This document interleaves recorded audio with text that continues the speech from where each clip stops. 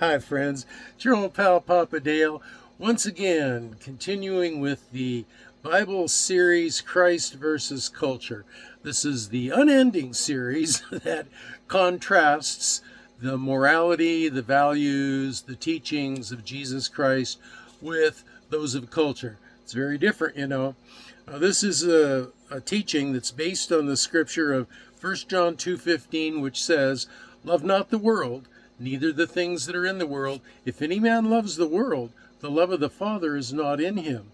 Now, that doesn't mean that you can't love anything about life. That's not what that's saying. What that's saying is you need to prioritize Jesus Christ most highly, most importantly in your life. He needs to be the reason, the motivation for everything that you do in your life. And so this is just one of literally hundreds of videos that are being prepared for publishing about Christ versus culture. And they are all based on the Bible and on that scripture. The title of this one is "They Won't Listen." It's frustrating, but they just won't listen.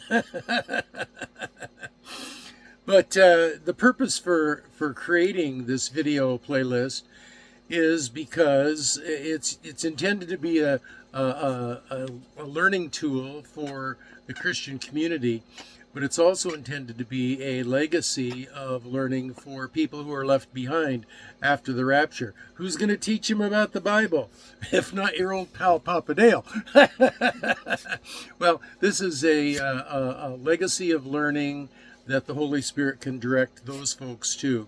Well, who am I? I am Papa Dale. Just told ya.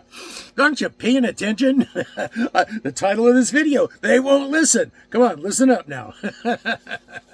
All right, I'm Papa Dale. I am a retired pastor, teacher, theologian, evangelist, chaplain. Done a lot of things in 50 plus years of service to the Lord Jesus Christ. And most all of those years, I've tried to put Jesus first as the motivation for why I did most things in my life. Not perfect. Nope. I've not always done that well, but I've always returned to that. And the Lord has blessed me and honored me with allowing me to share these videos. So I've mentioned some things in a video, Papa Dale intro, video number 0, about my educational background, my church service history, and that kind of thing. And also a little bit about my life, my family. And it's important that you know something about people that say they're going to teach you about the Bible, because the Bible itself says that in the end times there'll be a lot of false teachers that will rise up. So you determine a false teacher by who they are, what their history is, are they genuine, are they authentic, but mostly you compare what it is they teach to what it is the Bible says. That's the most important. Because if God is God, everything that He wants you to understand is congruent and consistent. There are no contradictions. There are no lies. And so I try to make that the rule of everything that I teach as well. So anyway, I've already spilled the beans about the title. They won't listen. And here we go. Christ versus culture. They won't listen. The battle lines are always roughly 1/3 for, or 1/3 against, or 1/3 indifferent, regardless of the topic that you mention or that you talk about. For example, in the American Revolution, the American Civil War, U.S. politics, we're all divided roughly in this way. Even in the spiritual realm, it's said that Satan deceived 1/3 of the angels to follow him. Now, the evidence will seldom be convincing for the deity of Christ, the gospel of Christ, the necessity to believe in Christ. That evidence will seldom be convincing to the 1/3 who stand vehemently against God. Because it's not a matter of evidence. It's a matter of the heart. and of the will. Is a person interested in following the truth more than they're interested in being the ruler, being the God of their own life? That's the question. That's what makes the difference. So Jesus told this story, quote, "There was a certain rich man," Jesus said, "who was splendidly clothed and lived each day in mirth and luxury. But one day Lazarus, a diseased beggar, was often laid at his door, and as he lay there longing for scraps from the rich man's table, the dogs would come and lick his open wounds." Ooh, what a pathetic poor soul that was. Finally, the beggar died and was carried by the angels to be with Abraham and in the place of the righteous dead. So he had faith in God. Now, can you imagine? The rich man and his family were probably, whew, sure glad that beggar's gone, not hanging around the gate of our home anymore. But eventually the rich man also died and was buried, and his soul went into hell. Now there, in torment, he saw Lazarus afar off in the distance, and Lazarus was in paradise with Abraham. Quote, "Father Abraham," he shouted. "Hey, Father Abraham, have some pity. Send Lazarus over here, if only to dip the tip of his finger in water and cool my tongue, for I am in horrible anguish in these flames." But Abraham said to him, "Son, remember how during your lifetime you had everything you wanted and paid very little attention to Yahweh.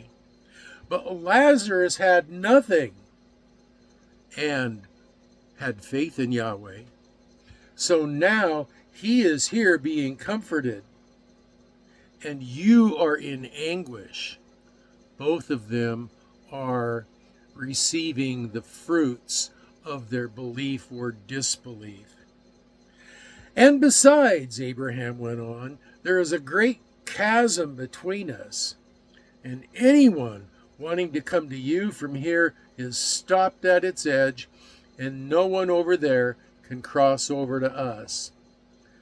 Then the rich man said, "Oh, Father Abraham, then please send him to my father's home, for I have 5 brothers, and he can warn them about this place of torment, lest they come here when they die."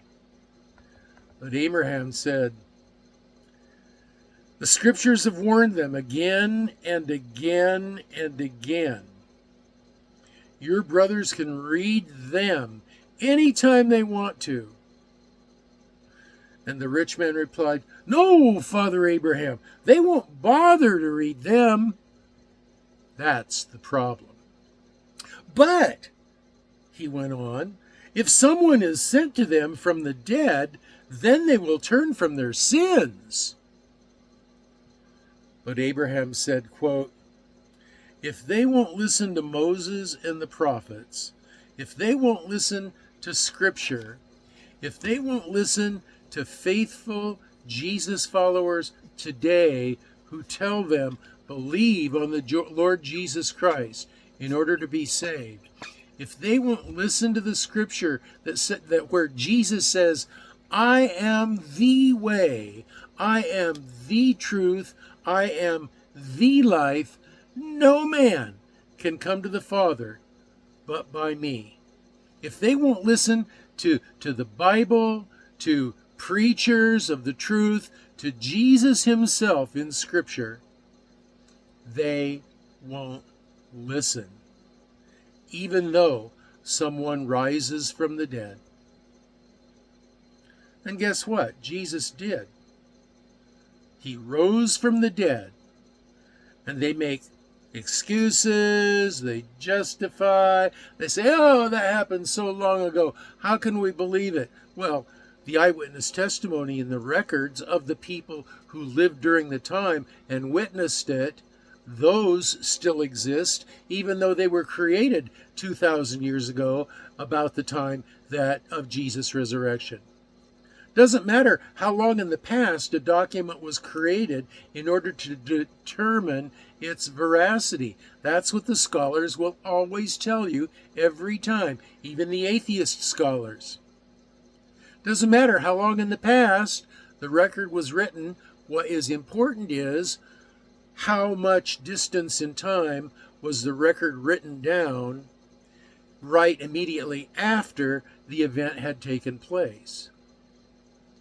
And the record of the events of the life, death, and resurrection of Jesus Christ was written down very, very near to those events by ancient historical literary standards. Very near. So Abraham said, if they won't listen to Moses and the prophets, or faithful preachers of the gospel, or to Jesus Christ himself, then they won't listen, even though someone rises from the dead. You see, the real battlefield of faith is in the hearts of those unaware or indifferent or in opposition. That's the real battlefield of faith. Jesus said, no man can come to me except the Father, which hath sent me, draw him. He draws him by the Holy Spirit. And Jesus goes on, I will raise him up on the last day. John chapter 6, verse 44. This is a very important teaching, my friends. Very, very important.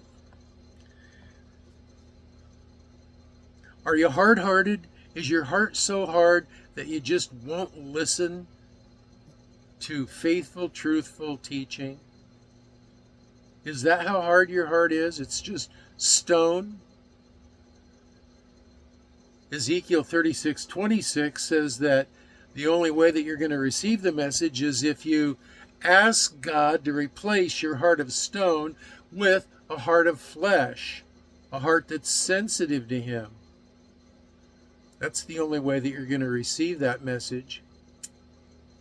The New Testament says in 1 Corinthians that the man who is not a spiritual man, that is, doesn't have a heart of flesh, receives not the things of the Spirit of God, and neither can he, because the things of God are spiritual things, and the heart of flesh can only understand things that are natural things. So the only way that you, my